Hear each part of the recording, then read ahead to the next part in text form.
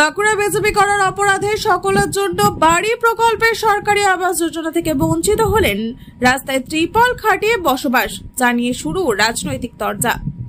পৌরসভার লিখিত নির্দেশ পেয়ে নগদ 25,000 টাকা জমা করেও শুধুমাত্র বিজেপি করার অপরাধে সকলের জন্য বাড়ি প্রকল্পের সরকারি আবাস যোজনা থেকে বঞ্চিত হলেন মৃত কানাই কর্মকারের স্ত্রী ও সন্তানেরা।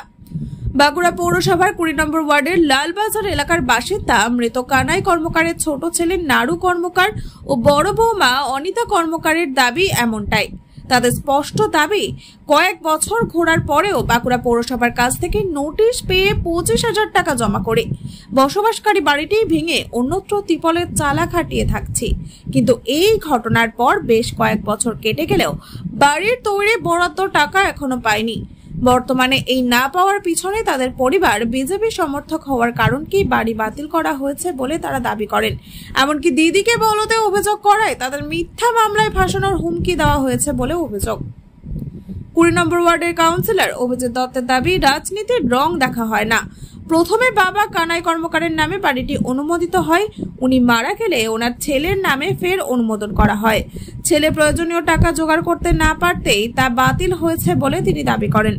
বিজেপির বাঁকুড়া জেলা সভাপতি প্রসেনজিৎ চ্যাটার্জির দাবি, তৃণমূল সবসময় ওরা করে। আগামী 10 দিনের মধ্যে কর্মকার পরিবার না পেলে তারা আইনের আশ্রয়ের পাশাপাশি পৌরসভা ঘেরাওয়ের হুঁশিয়ারি দিয়েছেন। বাঁকুড়া পৌরসভার উপপৌর প্রধান হীরালাল চট্টরাজের দাবি, বিজেপি মিথ্যা কথা বলছে। উপভোক্তা মারা গেলে তার উত্তরাধিকারীদের আবেদন করতে হয়, এক্ষেত্রেও তাই হবে। অনলাইনে ফের আবেদন করলে বাড়ি পাবেন বলে তিনি জানিয়েছেন। এই যে বললাম যে ত্রিপল খাচিয়ে বৃদ্ধ শাশুড়িকে এখানে সেখানে এখন ধরে ধরে পর্যন্ত নিয়ে যেতে হচ্ছে। সকালবেলায় পায়খানা যাচ্ছে, ধরে দিতে হচ্ছে।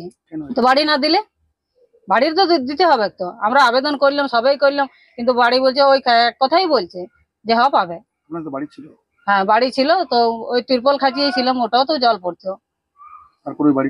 ওই বাড়িটা ভাঙবার অর্ডার দিল কাউন্সিলর। দিয়ে পরের পর বলেই যাচ্ছে যে আজকে এই কাগজ লাগবে, কালকে ওই কাগজ লাগবে, এই তোমার দলিলের গোলমাল আছে, এই কখনো বলছে যে পর্চার গোলমাল আছে। আমরা সব ঠিক করলাম, সব ঠিক করেও জমা দিলাম, সবাই জমা দেওয়া হইলো। যে তা সত্ত্বেও এখন আবার কি বলছে যে ওদিকে ভাঙা করে কেমন বেঁচে ফেলেছে, আমাদের বাড়ি চাই। এই আমরা ওরা ব্যাপারটা তৃণমূল বরাবরই করে থাকে, এদের দ্বিচারিতা সবসময় থাকে।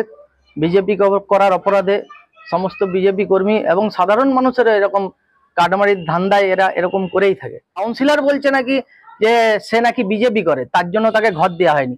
এই যে এই নোংরা কথাবার্তা, এটার জন্য বিজেপি করার জন্য নয় এবং সাধারণ মানুষের জন্য নয়। আমরা ব্যাপকভাবে আমরা আগামী 10 দিন সময় দিয়েছি মিউনিসিপ্যালিটিকে। যদি 10 দিনের মধ্যে ওই কর্মকার বাড়ি না হয়, আমরা কিন্তু মিউনিসিপ্যালিটি ঘেরাও করব, যতদূর যাওয়ার হয় যাব, এবং আমরা আইনানুগ ব্যবস্থাতেও পথ নেব। কানাইলাল কর্মকার 20 নম্বর ওয়ার্ডে তার বাড়ি। অবশ্যই তিনি ঘর পেয়েছিলেন এবং দেখুন একটা চিঠিও আমরা করেছিলাম। আমরা প্রত্যেকবার মিটিং ডাকি, মিটিংয়ে সমস্ত বলে দেওয়ার জন্য নিয়ম কানুন কী আছে না আছে, সেই চিঠিও আমার কাছে আছে। পরবর্তীকালে কানাইলাল কর্মকার উনি পরলোক গমন করেন। আমাদের নিয়ম হলো যখন বাড়ি অ্যাপ্লাই হয় তখন তাদের ফ্যামিলি আধার লাগে। এই কারণেই লাগে, যদি বেনিফিশিয়ারি মারা যায় পরবর্তীকালে তাদের যে আধার কার্ড দেওয়া আছে আপনার ফ্যামিলি আধার কার্ড, সেখান থেকে যে কেউ তার নামে বাড়িটা হতে পারে। কিন্তু দেখা গেল যে কানাইলালের মৃত্যুর পরে তার যারা ওয়ারিশ রয়েছে তাদেরকে বলা হয়েছিল তাদের নামে কাগজ করে নেওয়ার জন্য, কাগজ করে পৌরসভায় একটা সময় দেওয়া হয়েছিল, সেই সময় জমা দেওয়ার জন্য। কিন্তু সেই সময় পর্যন্ত তারা জমা দিতে পারেনি, সেই জন্য তার বাড়িটা ক্যান্সেল হয়ে গেছে। আবার তার একটি ছেলে আছে, তাকে বলা হয়েছিল আপনি কাগজপত্র রেডি করুন, আমাদের এখন যেমন হচ্ছে অনলাইনের মাধ্যমে বাড়ি অ্যাপ্লাই হচ্ছে, আপনি এখন করবেন, আপনি কিন্তু বাড়িটা পেয়ে যাবেন। ব্যুরো রিপোর্ট, সময় এখন।